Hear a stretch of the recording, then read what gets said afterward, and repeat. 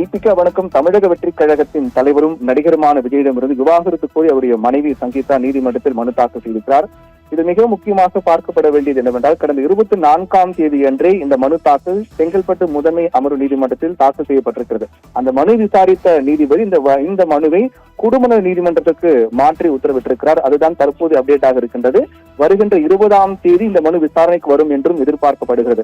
இந்த நிலையில்தான் விவாகரத்து கோரி விஜயின் மனைவி சங்கீதா தாக்கல் செய்த மனுவில் என்னென்ன காரணங்கள் குறிப்பிட்டிருக்கிறார், குறிப்பாக என்ன காரணங்களுக்காக விவாகரத்து வேண்டும் என்று அவர் குறிப்பிட்டிருக்கிறார். அந்த காரணங்கள் தான் தற்போது பேச்சு பொருளாக மாறியிருக்கு, மிக முக்கிய நிகழ்வாக மாறியிருக்கிறது.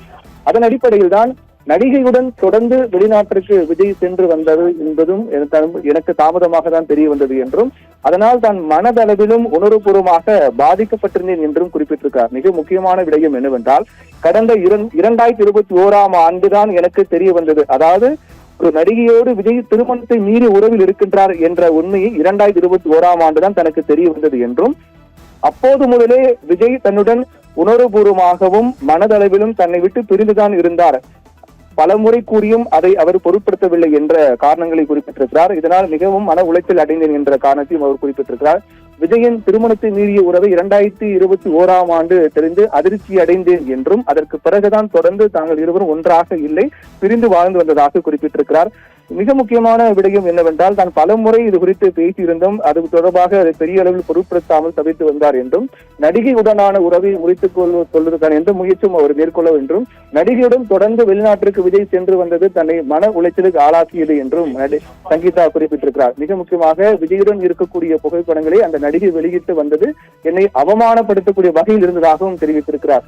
அதே போன்று இந்த விவகாரம் திருமணம் என்பது ஏட்டளவில் மட்டுமே இருந்தது என்றும் அந்த புகார் மனுவில் சங்கீதா குறிப்பிட்டிருக்கிறார். வெறும் ஏட்டளவில் தான் திருமண உறவு என்பது இருந்திருக்கிறது என்றும், திருமணம் தொடக்கத்தில் தாங்கள் மிக மகிழ்ச்சியாக வாழ்ந்து வந்தோம், ஆனால் 2001 அந்த 2021 அந்த காலகட்டத்தில் தான் இது போன்ற நிகழ்வுகள் நடைபெற்றதாகவும், அன்று முதல் 2021 முதலே மனதளவில் மற்றும் உணர்வுபூர்வமாக நாங்கள் பிரிந்துதான் வாழ்ந்து வருகின்றோம் என்றும் குறிப்பிட்டிருக்கார்.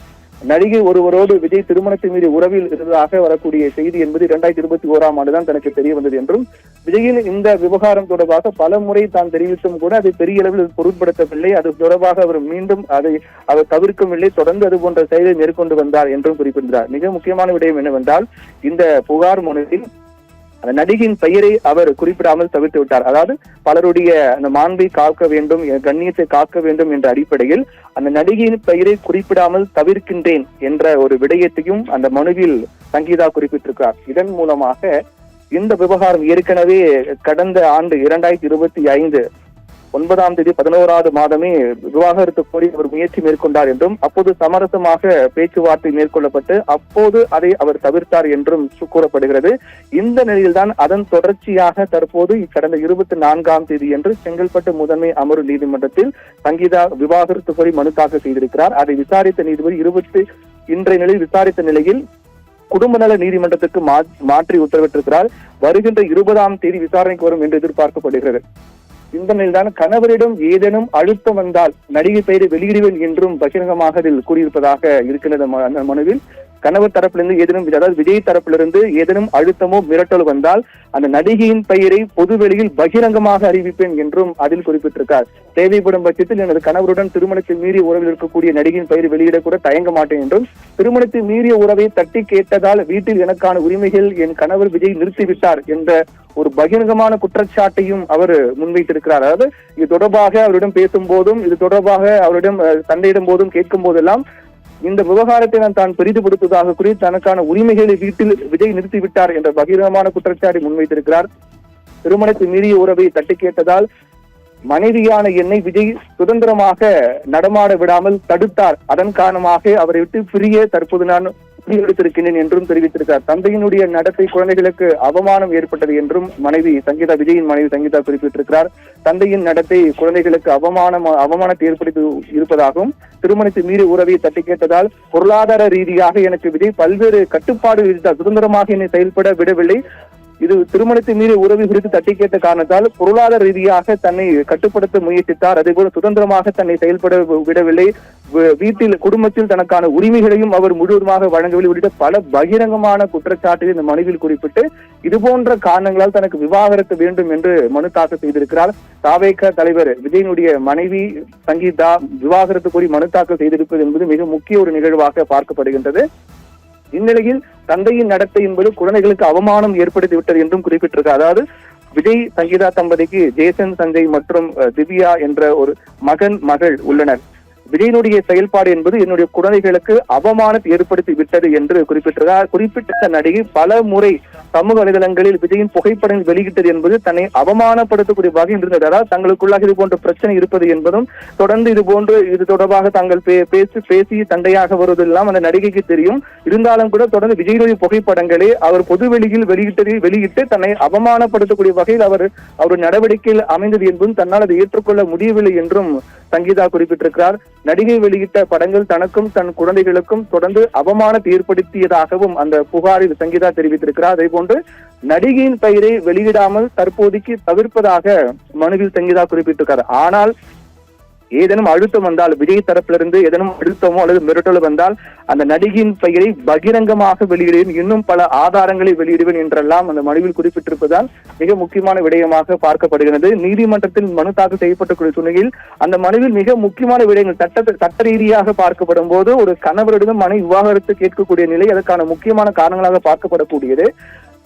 திருமணத்தை மீறிய உறவில் ஒருவரோடு தன்னுடைய கனவு இருக்கின்றார் என்ற ஒரு காரணம் இது மிக முக்கியமான காரணமாக பார்க்கப்படுகின்றது. அதே போன்று இந்த விவகாரத்தை தட்டி கேட்ட காரணத்தால் பொருளாதார ரீதியாக பல கட்டுப்பாடுகளை விதித்தார் என்பதும் மிக முக்கியமான காரணம். மற்றொன்று காரணம் திருமணத்தை மீறிய உறவை குறித்து தட்டி கேட்ட காரணத்தால் குடும்பத்தில் தன்னை சுதந்திரமாக செயல்பட விடவில்லை, தன்னை கட்டுப்படுத்தினார், முடக்கினார் உள்ளிட்ட பல முக்கியமான காரணங்கள் என்பது சட்ட ரீதியாக மிக பெரிய விடயமாக தான் பார்க்கப்படுகின்றது. இது போன்ற பல காரணங்களை குறிப்பிட்டு அவர் விவாகரத்து கோரி மனு தாக்கல் செய்திருக்கிறார்.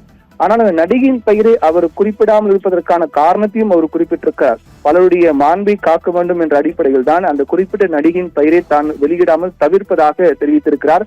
ஆனால் அதே சமயத்தில் ஏதேனும் மிரட்டல் அழுத்தம் வந்தால் நிச்சயமாக அந்த நடிகையின் பெயரை பகிரங்கமாக வெளியிடுவேன் என்று குறிப்பிட்டிருப்பது மிக முக்கியமான விடயமாக பார்க்கப்படுகிறது. என்னுடைய வெளிநாட்டு பயணம் தொடர்பாக பல்வேறு கட்டுப்பாடுகள் விதித்தார். அதாவது வெளிநாடுகளுக்கு செல்லக்கூடாது, அதே போன்று குடும்பத்தில் தனக்கான உரிமை, பொருளாதார கட்டுப்பாடுகள், இதை பற்றி பேசக்கூடாது, அதை பற்றி பேசக்கூடாது விட பல கடுமையான கட்டுப்பாடுகள் தனக்கு விதித்தது என்பது மிக முக்கியமான ஒன்றாக பார்க்கப்படுகிறது. இந்த மனுவில் குறிப்பிடப்படக்கூடிய விஷயங்கள் நடிகருடனான கள்ளத்தொடர்பை தட்டி கேட்டதால் பல்வேறு நெருக்கடிகளுக்கு நான் ஆளானேன். இதனால் 2021 முதலே தாங்கள் பிரிந்து வந்ததாகவும் அதிலும் மிக முக்கியமாக பல்வேறு ரீதியிலான மன உளைச்சலுக்கு உளவியல் ரீதியாக பல்வேறு இக்கட்டான ஒரு சூழலை தான் எதிர்கொண்டு வந்ததாகவும் அதனுடைய முடிவாகவே இந்த விவகாரத்தை தற்போது விவாகரத்து வேண்டும் என்று கோரி மனு தாக்கல் செய்திருப்பதாக அந்த மனுவில் சங்கீதா குறிப்பிட்டிருப்பது. இந்த விவகாரம் தொடர்பாக அடுத்த கட்டமாக 20ஆம் தேதி என்று விசாரணைக்கு வரும் என்று எதிர்பார்க்கப்படுகிறது. அதுக்கு முன்னதாக இந்த விவகாரம் தொடர்பாக ஆஜராக விஜய்க்கு சம்மன் அனுப்பப்படும். அப்போது சம்மன் அனுப்பப்பட்ட நேரில் ஆஜராகக்கூடிய பட்சத்தில் அடுத்தடுத்த கட்ட நகர்வை நோக்கி இந்த விவகாரம் செல்லும் என்றும் எதிர்பார்க்கப்படுகிறது. எது எப்படியா இருந்தும் பல ஆண்டுகளாக இது தொடர்பாக மறைமுகமாக பேசப்பட்டு வந்தது. அதாவது விஜய் அரசியல் கட்சி தொடங்கிய போது கூட பல்வேறு அரசியல் கட்சி நிகழ்வுகளுடைய தாய் தந்தை அழைத்து வந்தார். ஆனால் அவருடைய மனைவி வரவில்லை என்பது குறித்து பேசும்போதெல்லாம் விஜய் அவர் மனைவியோடு இல்லை என்றும் இருவரும் பிரிந்து வாழ்கிறார் என்றெல்லாம் தொடர்ந்து பேசப்பட்டு வந்தது. கிட்டத்தட்ட ஒரு 6-7 ஆண்டுகளாகவே விஜயும் அவருடைய மனைவி பிரிந்து வாழ்ந்து வந்ததாக நிகழ்வில் அடிப்படையாக வைத்து பேசப்பட்டது. ஆனால் தற்போது இந்த விவகாரத்தின் மூலமாக அது உண்மைதான் என்பது வெளிச்சத்துக்கு வந்திருக்கின்றது. அதிலும் மிக முக்கியமாக ஒரு நடிகையோடு திருமணத்தை மீறிய உறவில் விஜய் இருக்கின்றார் என்ற ஒரு நிகழ்வு அந்த காரணத்தை முன்வைத்து தான் பல ஆண்டுகளாக கடந்த சில ஆண்டுகளாக அதை பற்றி பேசும்போதெல்லாம் தான் மிகவும் அவமானப்படுத்தப்பட்டேன், எனக்கு மட்டுமல்ல என் குழந்தைகளுக்கு அவமானம் என்ற பல்வேறு காரணங்கள் குறிப்பிட்டிருப்பது என்பதும் மிக முக்கியமான விடயமாக இந்த மனுவில் பார்க்கப்படுகின்றது.